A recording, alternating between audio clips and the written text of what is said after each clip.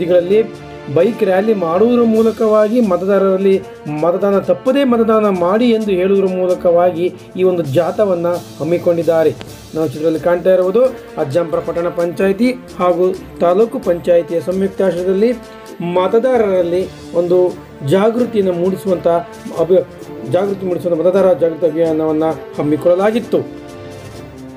ತರೀಕೆರೆ ಕ್ಷೇತ್ರದ ಬಿಜೆಪಿ ಅಭ್ಯರ್ಥಿ DS ಸುರೇಶ್ ಅವರು ನಾಳೆ ತಮ್ಮ ಬಿಜೆಪಿ ಕಾರ್ಯಕರ್ತರೊಂದಿಗೆ ನಾಮಪತ್ರವನ್ನು ಸಲ್ಲಿಸಲಿದ್ದಾರೆ. ಈ ಒಂದು ಮೆರವಣಿಗೆಯು ಅರಳಿಮರದಿಂದ ಸಾಗಿ ತಾಲೂಕು ಕಚೇರಿವರೆಗೆ ಸಾಗಿ ತಮ್ಮ ನಾಮಪತ್ರವನ್ನು ಬಿಜೆಪಿಯ ಎಲ್ಲ ಕಾರ್ಯಕರ್ತರ ಸಮ್ಮುಖದಲ್ಲಿ ಅಭಿಮಾನಿಗಳ ಸಮ್ಮುಖದಲ್ಲಿ ತಮ್ಮ ನಾಮಪತ್ರವನ್ನು ಸಲ್ಲಿಸಲಿದ್ದಾರೆ.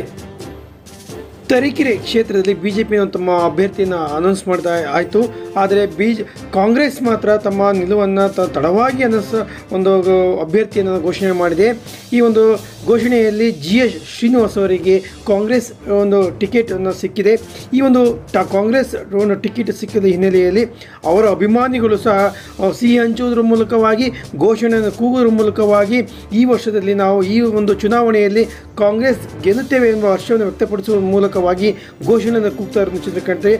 ಅದೇ ರೀತಿಯಾಗಿ ಅಭಿಮಾನಿ ವರ್ಗದವರು ಸಹ ಒಂದು ಶ್ರೀನಿವಾಸ್ ಅವರಿಗೆ ಅಭಿನಂದನೆಯನ್ನು ಸಲ್ಲಿಸಿದ್ದಾರೆ. ನಾವು ಚಿತ್ರದಲ್ಲಿ ಕಾಣ್ತಾ ಇರ್ಬೋದು. ತರೀಕೆರೆಯಿಂದ ಕಂಡಂಥ ದೃಶ್ಯವಾಗಿದೆ. ಈ ಒಂದು ಕಾಂಗ್ರೆಸ್ ಟಿಕೆಟ್ ಸಿಕ್ಕಿದ ತಕ್ಷಣ ಆಗಮಿಸಿದಂಥ ಶ್ರೀನಿವಾಸ್ ಅವರಿಗೆ ಅವರ ಅಭಿಮಾನಿಗಳು ಒಂದು ಜೈಂಕಾರ ಹಾಕುವುದರ ಮೂಲಕವಾಗಿ ತಮ್ಮ ಗೆಲುವನ್ನು ತೋರಿಸ್ತಾ ಇದ್ದಾರೆ. ನಾವು ಚಿತ್ರದಲ್ಲಿ ಕಾಣ್ತಾ ಇರ್ಬೋದು. ನಾವು ಈ ವರ್ಷದಲ್ಲಿ ನಾವು ಗೆಲುವನ್ನು ಸಾಧಿಸ್ತೇವೆ ಎಂದು ಹೇಳ್ತಿದ್ದಾರೆ. ಅದೇ ರೀತಿಯಾಗಿ ಅವರ ಅಭಿಮಾನಿಗಳು ಸಹ ತಮ್ಮ ಸಾಥನ್ನು ನೀಡ್ತಿರುವ ಚಿತ್ರದಲ್ಲಿ ಒಟ್ಟಾರೆಯಾಗಿ ಕಾಣ್ತಾ ಇದ್ದೇವೆ. ಈ ಒಂದು ಕಾಂಗ್ರೆಸ್ ಅಭ್ಯರ್ಥಿಯಾಗಿ GS ಶ್ರೀನಿವಾಸ್ ಅವರು ತಮ್ಮ ಚುನಾವಣೆ ಅಖಾಡಕ್ಕೆ ಇಳಿದಿದ್ದಾರೆ.